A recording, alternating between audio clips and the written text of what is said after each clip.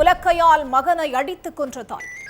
இறந்த மகனை பார்த்து ஒரு சொட்டு கண்ணீர் விடாமல் அமைதியாக அமர்ந்திருந்த கொடூரம். 10 மாதம் சுமந்து பெற்ற தாயே மகனுக்கு யமனாக மாறியது ஏன்? பின்னணி என்ன?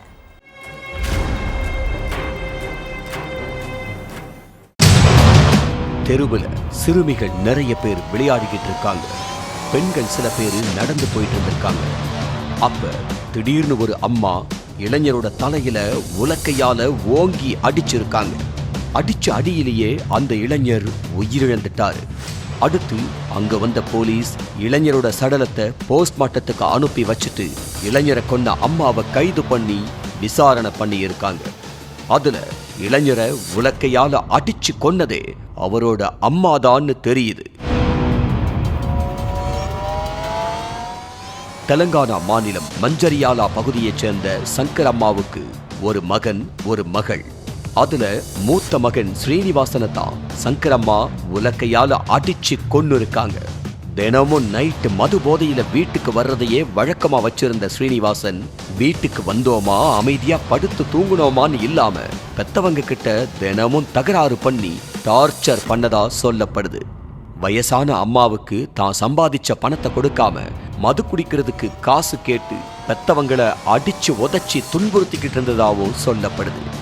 எனக்கு வயசாகி போச்சு, இதுக்கு மேல என்னால வேலை பார்த்து சம்பாதிக்க முடியாது, குடிப்பழக்கத்தை விட்டுட்டு வேலைக்கு போய் 4 காசு சம்பாதிக்கிற வழியை பாரு, நீ சம்பாதிச்சு எங்களுக்கு கொடுக்கணும், குறைந்தபட்சம் உன்னை நீ பாத்துக்கிற அளவுக்காச்சும் சம்பாதிச்சா போதும்னு தாய் சங்கரம்மாவும் ஸ்ரீனிவாசன் கிட்ட அட்வைஸ் பண்ணி எவ்வளவோ போராடி இருக்காங்க.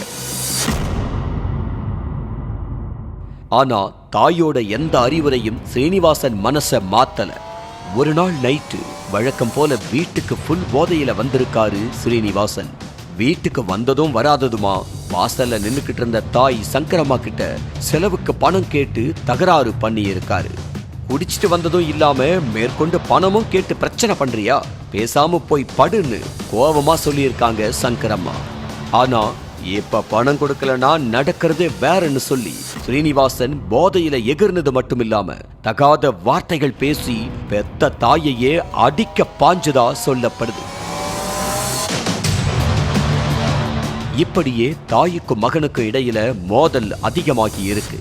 தினமும் குடிச்சிட்டு வந்து கண்டபடி பேசி வயசானவங்கன்னு கூட பார்க்காம இப்படி கை நீட்டுறியேன்னு சங்கரம்மா ஆதங்கத்தோட கேட்டிருக்காங்க. ஆனா அப்பவும் அடங்காத ஸ்ரீனிவாசன் தொடர்ந்து ரகளை பண்ணிக்கிட்டு இருந்திருக்காரு.